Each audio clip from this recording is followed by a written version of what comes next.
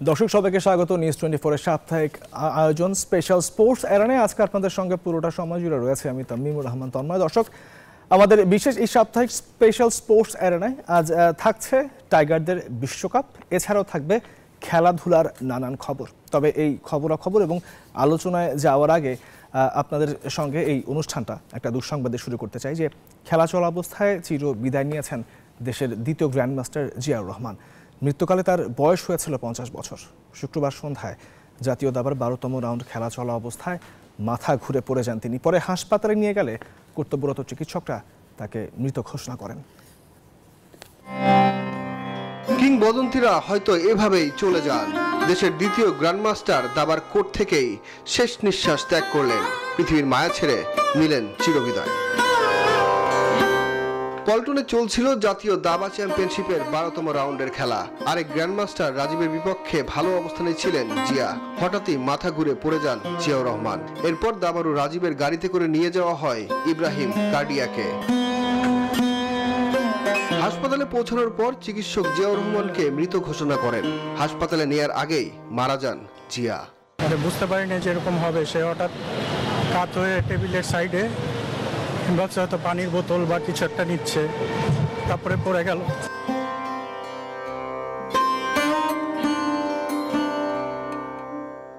দীর্ঘদিনের সহযোদ্ধাকে হারিয়ে আবেগপ্রবল হয়ে পড়েন দাবারুরা। হাসপাতাল থেকে শুক্রবার রাত 8টার কিছু আগে মরদেহ নিয়ে যাওয়া হয় রাজধানীর মোহাম্মদপুরের নিজ বাসায়।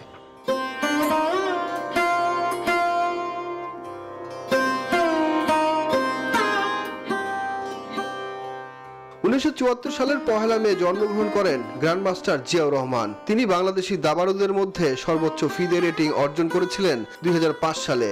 Zia government laboratory high school থেকে এসএসসি পাশ করেন। পরবর্তীতে তিনি ঢাকা বিশ্ববিদ্যালয় থেকে স্নাতক ডিগ্রি নেন। 1993 সালে ইন্টারন্যাশনাল মাস্টার ও 2002 সালে গ্র্যান্ডমাস্টার খেতাব অর্জন করেন। সুখন সরকার, নিউজ 24, ঢাকা। দর্শক আমাদের এই সাপ্তাহিক স্পেশাল স্পোর্টস এরানায় আজকে আমাদের বিষয় টাইগারদের বিশ্বকাপ।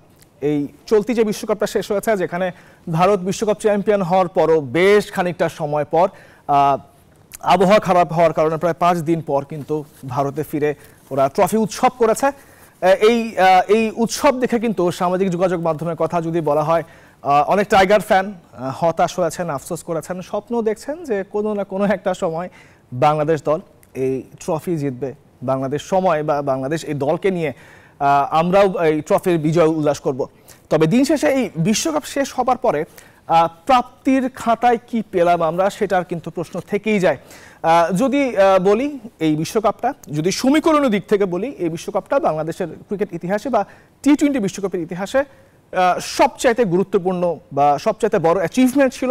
কারণ আমরা এই বিশ্বকাপে সর্বোচ্চ 3টা ম্যাচ জিতেছি। আমাদের আগের যে 8টা বিশ্বকাপ ছিল, সেই 8টা বিশ্বকাপে আমাদের প্রাপ্তি ছিল সর্বোচ্চ 2 ম্যাচ জয়।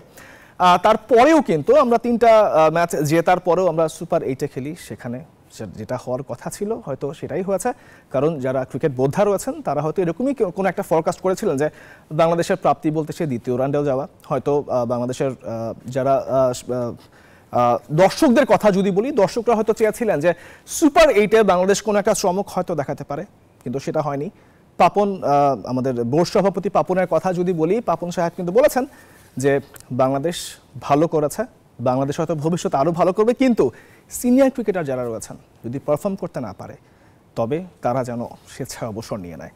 কারণ আগামী বিশ্বকাপ বা এর পরের বিশ্বকাপের কথা যদি আমরা বলি বা স্বপ্নের কথা যদি বলি, বাংলাদেশ ক্রিকেট বোর্ডের স্বপ্ন কিন্তু পরবর্তী বিশ্বকাপকে কেন্দ্র করে যেন কোনো সিনিয়র ক্রিকেটার দলের জন্য বোঝা হয়ে না দাঁড়ায়, এই কথা কিন্তু বোর্ড সভায় বলেছেন বিসিবি সভাপতি নাজমুল হাসান পাপন। সেই রিপোর্ট আমরা এক ঝলকে দেখে আসি।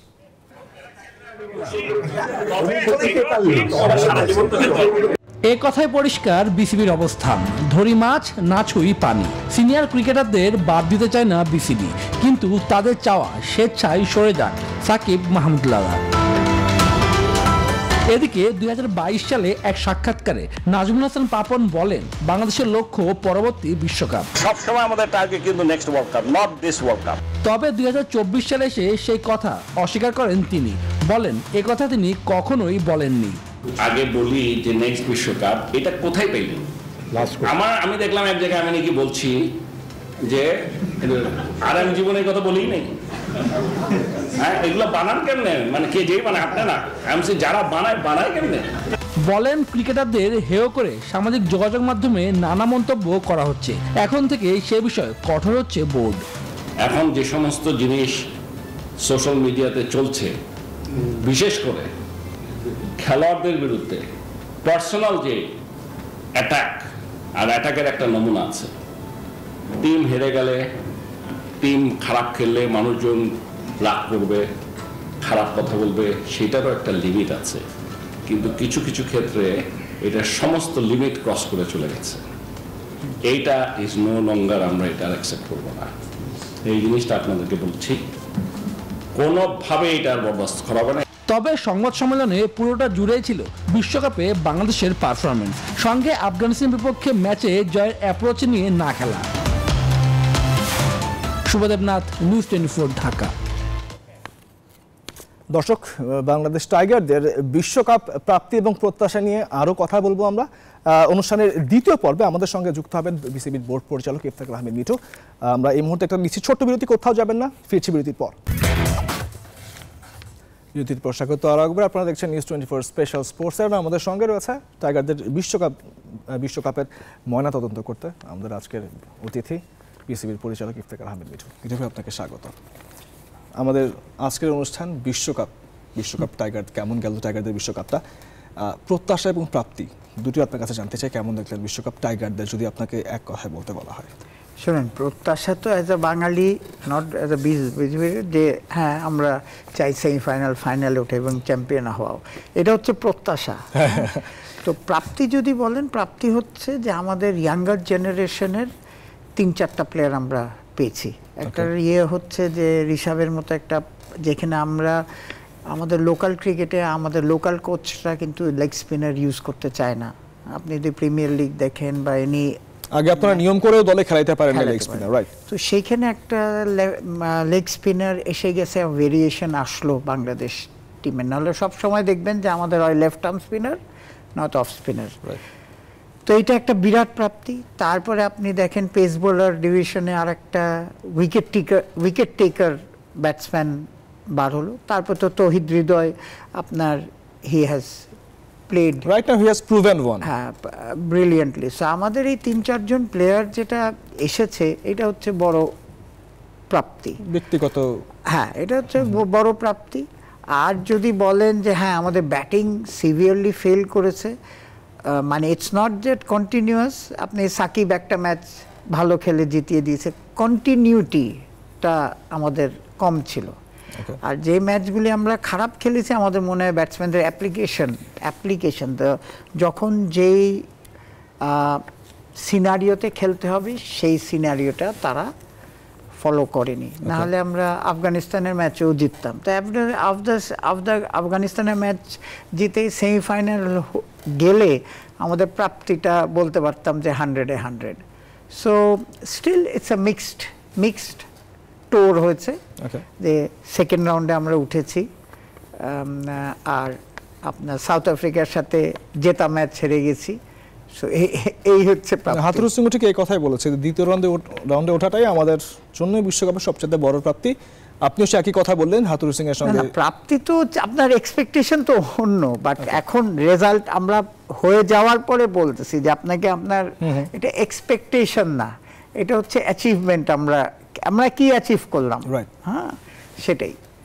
আপনাদের রিসেন্টলি বোর্ড সভা হয়েছে, জি, আপনি ছিলেন সেই বোর্ড সভায়। ক্রিকেটারদের মূল্যায়ন হওয়ার কথা ছিল, যদি একটু জানতে চাই কি মূল্যায়ন হলো? জিনিসটা হচ্ছে এনি মূল্যায়ন হবে তো আপনাদের সব ওয়ার্ল্ড ওয়াইড সিস্টেম হচ্ছে যে আপনার একটা রিপোর্ট প্রডিউস করে, টিম ম্যানেজমেন্ট মিলে একটা রিপোর্ট প্রডিউস করে। এই রিপোর্টটা আসার আগে তো আপনি কোনো না, হ্যাঁ আপনারাও যেরকম টিভিতে দেখেছেন, আমরাও সেরকম টিভিতে দেখেছি। উইকেট এক্সপেক্টেড ছিল না, ব্যাটিং ফেল করেছে, এগুলি সবাই, এটা রকেট সায়েন্স না, তো সবাই আমরা দেখেছি। এখন we are waiting for the report. সেদিন আপনি প্রেসিডেন্ট সাহেব খুব সুন্দরভাবে ক্লিয়ারলি বলে দিয়েছে যে আফটার দ্য বোর্ড মিটিং, যে আমাদের প্রেস কনফারেন্স ছিল, যে আপনার রিপোর্টটা পেলে তখন বুঝতে পারবো যে কি মানে Actually, what went wrong actually? what went wrong. ওকে, পাপন ভাই ওইদিন আরেকটা কথা বলেছেন যে যারা পারফর্ম করতে পারছে না, সিনিয়র ক্রিকেটারদের কথা বলেছে যে স্বেচ্ছায় অবসরের একটা ব্যাপার। তো আপনি যেহেতু বোর্ড পরিচালক, জানতে চাই সেই সব সিনিয়র ক্রিকেটারদের যদি নামের তালিকাটা বলতেন। না, আপনাদের সবাই আমরা জানি সিনিয়র ক্রিকেটার এখন দুটা আছে। এখন they have achieve so much and they have given so much to the country. তো যতদিন তারা পারফর্ম করে টিমে থাকতে পারবে, দিতে পারবে কিছু, দে উইল ইয়েস। এটা তো প্লেয়ারের উপর। আপনি দেখেন এই যে বিরাট কোহলি অ্যান্ড অনেকে রোহিত শর্মার কথা, রোহিত শর্মা আর বিরাট কোহলির কথা বলতেছে যে ওরা মনে করতেছে যেটা আমি এই কম্পিটিটিভ টি-20-তে আমাদের ফিটনেস, বয়সের একটা রিফ্লেক্স, বয়সের একটা ব্যাপার আছে, কিন্তু যত কথাই বলেন ফিটনেস একটা, রিফ্লেক্স একটা। তো সুতরাং বয়স হতে হতে আমাদের রিফ্লেক্স কমে যায় বলে তারা নিজেরা চিন্তা করেছে। এখন it's actually up to the player, until the coach and management চিন্তা করে না যে আপনি আর আপনাকে আপনার টিমের দেওয়ার কিছু নাই, তখন automatically you are dropped. So Papon ভাই ওইটাই বুঝেছে যে এন্ড অফ দ্য ডে আমাদের যে 2-3টা সিনিয়র প্লেয়ার বলেন, এর মধ্যে তো সিনিয়র প্লেয়ার তো আমরা সবাই জানি 2 জনে, দে হ্যাভ গিভেন, ওদের জন্যই কিন্তু বাংলাদেশ ক্রিকেটটা এই পর্যায়ে এসেছিল। সো এদের আপনি ডিনাই করতে পারবেন যে না তাদের কন্ট্রিবিউশন। সো এখন সামনে দেখলে বোঝা যাবে যে তারা কেমন খেলছে। তো এই কারণ হয়েছে কি আপনার, এটাও তো আনফেয়ার, যেরকম উইকেট ছিল এন্টায়ার সব ওয়ার্ল্ডের ক্রিকেট টিমই কিন্তু স্ট্রাগল করেছে, খেয়াল করে দেখেন। হ্যাঁ, তো এখন মোস্ট অফ দ্য উইকেটে আমেরিকার উইকেটগুলিতেও ছিল, সেন্ট ভিনসেন্টেও ডিফিকাল্ট উইকেট ছিল। সো ওইখানকার পারফরমেন্স আপনি যদি আমাদের যে মাহমুদুল্লাহ আর সাকিবের কথা বলেন, দে আর আওয়ার ম্যাচ উইনার্স। হ্যাঁ, সো হয়তো পারফর্ম করতে পারেনি উইকেটের জন্যে, কিন্তু অন্যদিকেও তো তারা অ্যাকচুয়ালি প্রত্যেকটা দলকেই কিন্তু মানে ইভেন্চুয়ালি প্রত্যেকটা দলকে সে একই উইকেটে কিন্তু খেলতে দেওয়া হয়েছে, প্রত্যেকটা দলই একইভাবে খেলেছে। কিন্তু সবাই কিন্তু রান করতে পারেনি ওই উইকেটে, এভরিওয়ান স্ট্রাগল, জি এভরিবডি স্ট্রাগল। হ্যাঁ, তো আমাদের অ্যাপ্লিকেশনটা আরো ভালো হলে হয়তো আমরা কোন ম্যাচটা নিয়ে আলাপ করছি, যে ম্যাচটা হচ্ছে সাউথ আফ্রিকার সাথে আমরা জিতে পারতাম, ওটা অলমোস্ট জিতে গেছিলাম, যে ব্রিলিয়ান্টের সুপার ব্রিলিয়ান্ট। আমি এখানে একটা জিনিস অ্যাড করতে চাই, আমরা রিয়াদের কথা যদি স্পেশালি বলি, one of the most senior cricketer in Bangladesh history, যদি এই মুহূর্তে বলি কারেন্ট প্লেয়ারের কথা, রিয়াদ কি মনে হচ্ছে যে বারবার একই ভুল করছেন? কারণ যদি বিশ্বকাপের কথা বলি, ভারতের সঙ্গে ফুল টচ বল, মানে it's suppose two be out of the boundary, right? সেই ভুলটা হয়েছে, এখানেও একই ভুল পুনরাবৃত্তি বলবেন কিনা? ভুল আমি বলা, যারা ক্রিকেট খেলেছে কোনোদিনই বলতে পারবে না যেটা ভুল। ওকে, কথাটা বুঝছেন? ব্যাটের উইডথ মানে আপনার লেন্থ এইটুক, নিচে লাগলে বল যাবে একটা, আপনার সুইট স্পটে লাগলে হয়তো আপনার আউট অফ দ্য গ্রাউন্ড হয়ে যেত। তো এখন কথাটা হচ্ছে কি যে এটা একটা লোকের সঙ্গে বারবার একই হচ্ছে, এটা হয়েছে বলেই তারপরে ওইটা যেটা আনবিলিভেবল ক্যাচ ধরে ফেলছে, একটা যদি আমার একটা 6 ফিট প্লাস জাম্প করে গিয়ে ধরে ফেলেছে। সো আমি বলবো যে আমাদের লাকটা অ্যাকচুয়ালি খারাপ। তারপরে দেখেন যে আরেকটা ছিল যে ডিআরএস এর জন্য যে 4 হয়েছিল, ওই ডিসিশনটা যদি অত তাড়াতাড়ি না দিত তাহলে কিন্তু আমরা 4 নাম্বার 4টা হয়ে যেত, বুঝছেন? ডিসিশনটা দেওয়ার সাথে ডেড বল হয়ে গেছে। সো দ্যাট ডে যেরকম আপনি চিন্তা করেন, ফাইনালে যে ক্যাচে হেরেছে ওইটা কিন্তু সাউথ আফ্রিকার জন্য ব্যাড লাক ছিল, আমাদের ওই ম্যাচটা চমৎকার কাজটা ধরেছিল। অ্যাকচুয়ালি আমরা আফগানিস্তানের ম্যাচটা জেতা উচিত ছিল, যতই কথা এটা আপনার এত ভালো বোলিং ডিপার্টমেন্ট করার পরে আমাদের ওই ম্যাচটা জেতার কথা ছিল। কারণ ওই ম্যাচ থেকে আমি যদি প্রাপ্তির কথা বলি, আমাদের ওই ম্যাচ থেকে আমাদের প্রাপ্তি বলতে কি হতে পারতো, আমরা সেমিতে খেলতে পারতাম, নয়তো আর যদি আমরা হেরে যেতাম। তো আমরা সেই 12 ওভার 1 বলে যে টার্গেটটা আমাদের ছিল, আমরা কেন ওটা চেস করলাম না, মানে আমি জানতে চাচ্ছি। আপনাদের সঙ্গে নিশ্চয়ই কথা হয়েছে। তো বললাম তো, যেটা বলছে রিপোর্টটা দেখতে হবে, কিন্তু আপনি যদি খেয়াল করেন, ঠিক আছে, শান্ত কিন্তু প্রেস কনফারেন্সে একটা কথা বলেছিল যে আমাদের প্রথমে প্ল্যান ছিল যে আমরা জয়ের জন্য খেলবো, পরে উইকেট পড়ে গেলে থেমে যাব, পরে জয়ের জন্য। প্রেসিডেন্ট সাহেব ভেরি ক্লিয়ারলি বলে দিয়েছে যে এটা ওর একটা মতামত দিয়ে দিয়েছে, এটা যতক্ষণ আমরা জানতে না পারবো তখন বুঝতে পারবেন। কিন্তু আপনি খেয়াল করে দেখেন, ঋষভ কিন্তু ওয়ার্ল্ডের বেস্ট লেগ স্পিনারকে ফার্স্ট বলে মারতে গেছে, দেখেছেন? সো ইন্টেন্ট তো ছিল। তারপরে আপনার আপনি Mahmudullah tried little bit across খেলে বেস্ট লেগ স্পিনার। যদি ইন্টেন্ট না থাকতো তাহলে তো এই দুইটা ব্যাটসম্যান ওই সময় গিয়ে এই হার্ডিটা করতো না, হ্যাঁ ট্রাইটা করতো না। আপনার কাছ থেকে বোর্ডের যে ভবিষ্যৎ পরিকল্পনা রয়েছে সিনিয়র ক্রিকেটার ছাড়া সেটাও জানবো, তবে এই মুহূর্তে একটা ছোট বিরতি নিতে হচ্ছে। দর্শক, স্পেশাল স্পোর্টস এর এরপর জানিয়েছি একটি ছোট বিরতি, কোথাও যাবে না, ফিরছে বিরতির পর। বিরতির পর স্বাগত আর একবার, আপনারা দেখছেন স্পেশাল স্পোর্টস এর। হ্যাঁ, আবারও ফিরছে আপনার কাছে। বিরতিতে যাবার আগে বলছিলাম যে সিনিয়র ক্রিকেটারদের সরে যাবার যে ব্যাখ্যাটা আপনি দিয়েছিলেন, বোর্ডের প্ল্যান জানতে চাই, আপনাদের প্ল্যান জানতে চাই। এই দুজন যখন থাকবেন না, তো কাদের হাতে সেই দায়িত্বর ভারটা আপনারা দিতে যাচ্ছেন?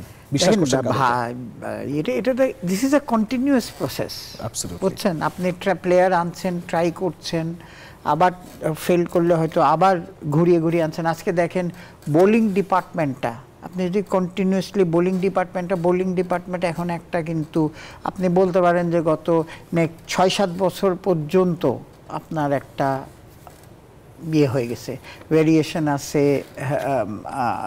আপনার ফাস্ট বোলিং একটা left arm right hand combination আছে। এখন আমাদের ব্যাটিংয়ে তো আমরা ধরেন শান্ত যে যখন সেঞ্চুরি করতে পারবে না, তার মানে ইজ এ কোয়ালিটি প্লেয়ার। তো শান্ত ইনশাল্লাহ they will come back in.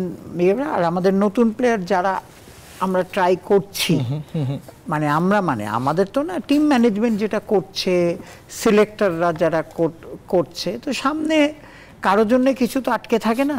So you will see lot of younger players, হ্যাঁ, অ্যান্ড এ ট্রানজিশন পিরিয়ড, যেটা শ্রীলঙ্কাও যেরকম দেখেন এখনও কিন্তু জয়বর্ধনা আর ইয়ের রিপ্লেসমেন্ট পায়নি, সাঙ্গাকারা তারপর থেকে তারা স্ট্রাগল করছে তো করছেই, হ্যাঁ।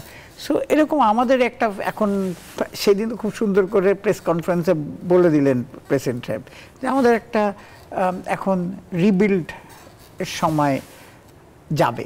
স্বাভাবিক, কারণ আমরা যে পঞ্চপাণ্ডবের কথা বলতাম, এখন সেই 2 পাণ্ডব রয়েছে দলে, তাদের পরে হয়তো রিপ্লেসমেন্ট অবশ্যই আসবে, বিকজ দে আর নিয়ার 40। একটা তো বললাম তো রিফ্লেক্সের ব্যাপার আছে, আলটিমেটলি আস্তে আস্তে তারাই, শরীর উইল নট অ্যালাউ। তো সুতরাং আমাদের ইয়েতে গুড নিউজ হচ্ছে যে আপনার captain is a good batsman. তারপর Liton Das always wicket keeper. আপনি যদি ব্যাটসম্যান না ধরেন, উইকেট কিপার ব্যাটসম্যান ধরেন, সো আপনি উইকেট কিপার ব্যাটসম্যান হিসেবে ওকে যাচাই করে। আমরা সবসময় করছি কি, একটা আনফেয়ার ওর দিয়ে করছি খালি batsman, he is not a batsman. আমার কিন্তু 2টো প্লেয়ারের জায়গায় ও একটা প্লেয়ারে নিয়ে এসেছে।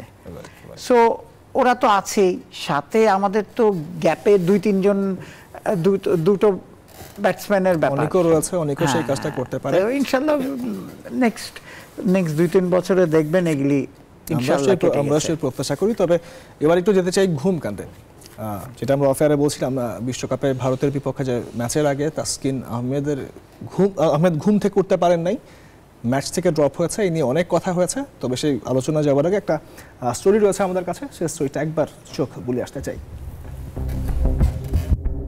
টি-20 বিশ্বকাপে ভারতের বিপক্ষে ম্যাচে তাসকিনের একাদশে না থাকার কারণ ছিল ঘুম। নির্ধারিত সময়ে মাঠে পৌঁছাতে না পারায় একাদশ থেকে বাদ দেওয়া হয় তাকে। বিশ্বকাপের পর ব্যাপারটি জানাজানি হলে ঝড় ওঠে সামাজিক যোগাযোগ মাধ্যমে। মঙ্গলবার এ বিষয়ে কথা বলেন টাইগারদের সিনিয়র ক্রিকেটার সাকিব আল হাসান। তিনি গণমাধ্যমে জানান, টসের 5 থেকে 10 মিনিট আগে মাঠে পৌঁছেছিলেন তাসকিন। বোর্ড মিটিং শেষে এ নিয়ে কথা বলেন নাজমুল হাসান পাপনও। টিম বাস মিস করেছে, তবে ও এসছে, মানে হয়তো একটু দেরি করে আসছে। এখন ও কি কেন আসে নাই, কেন দেরি হয়েছে, সেই রিপোর্টটা না পাওয়া পর্যন্ত একটা বাড়ি আমি নিজেই ডেকে জিজ্ঞেস করা। যখন তাসকিন আসলে পৌঁছেছিল মাঠে, অলমোস্ট টস হওয়ার হয়তো 5-10 মিনিট আগে, তো স্বাভাবিকভাবে ওই সময়টা ডিফিকাল্ট ছিল টিম ম্যানেজমেন্টের জন্য সিলেক্ট করা ওকে। এরপর নিজের ফেসবুক পেজে বিশাল এক পোস্ট দেন দলের সহ অধিনায়ক তাসকিন আহমেদ। সেখানে বলেন টসের 20 মিনিট আগে মাঠে পৌঁছান তিনি। সকাল 8:37 ঘুম থেকে উঠেছিলাম আর 8:43 হোটেল লবিতে গিয়েছিলাম। ফ্লাইট প্রস্তুত হওয়ার সাথে সাথে সকাল 9টায় হোটেল ছেড়েছি। সকাল 9:40 স্টেডিয়ামে প্রবেশ করেছি।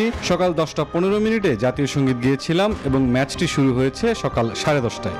এছাড়া সামাজিক যোগাযোগ মাধ্যমে ভুল তথ্য ছড়ানো হচ্ছে বলে অভিযোগ করেন। তার সম্মান নষ্ট হয়, আবারও কেউ এমন সংবাদ করলে আইনগত ব্যবস্থা নেওয়ার কথাও লিখেন তাসকিন।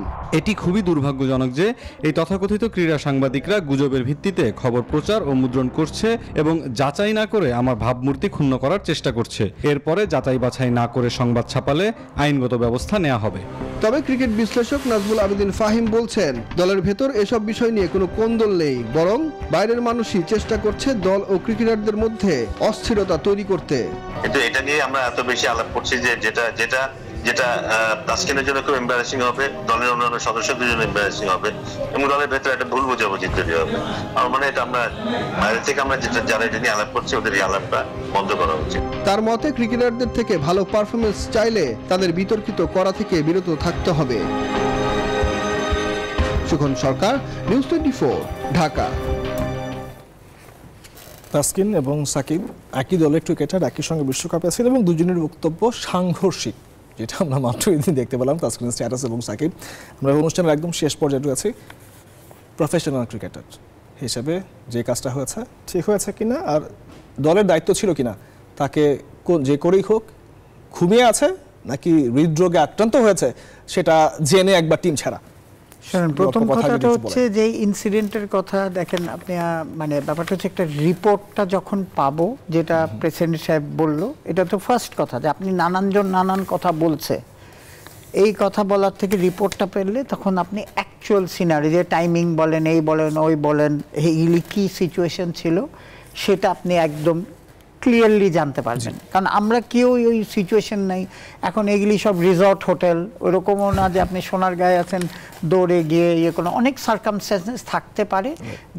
যেটা ফাহিম ভাই বলেছে এটা হচ্ছে বেস্ট থিং, যে ইয়েস তাসকিনও বলছে যে আমি, ও তো অস্বীকার করেনি, বলছে যে মিস্টেক হয়ে গেছে, actually we should close this chapter, যে মিস্টেক হয়ে গেছে। আপনি বারবার করলে না হয় একটা কথা বলতে পারেন। আর জিনিসটা হচ্ছে যে is a fantastic bowler, professional ছেলে, he will understand what has happen. হ্যাঁ, so best is the Fahim ভাই আর আমাদের প্রেসিডেন্ট সাহেব যেটা বলেছে যে অ্যাকচুয়ালি এই চ্যাপ্টারটা এখন আমাদের করে উই শুড লুক ফরওয়ার্ড। কিন্তু ক্রিকেট বোর্ডের যে কথাটা বলছেন যে প্রেসিডেন্ট রিপোর্টটা নিলেই কিন্তু ছাড়া আমরা কারো কোনো, there is no statement, we have learn from all of you, বা আমরা মুখে শুনেছি। লিখিত অফিসিয়াল রিপোর্টটা পেলে তখন আপনি বুঝতে পারবেন যে এই কয় মিনিট কি এগুলি জানতে পারবেন। তো I think we should wait up to that. আর যেটা ফাহিম ভাই বলেছে actually we should look forward. আমরা প্রত্যাশা করি যে তাসকিন আহমেদ যে ভুলটা করেছেন এর পুনরাবৃত্তি আর কখনোই না হোক। ভাই আপনাকে অনেক ধন্যবাদ আমাদের অনুষ্ঠানে সময় দেওয়ার জন্য। দর্শক, শেষ করছি আজকের স্পেশাল স্পোর্টস এর সঙ্গে থাকবার জন্য। ধন্যবাদ সবাইকে।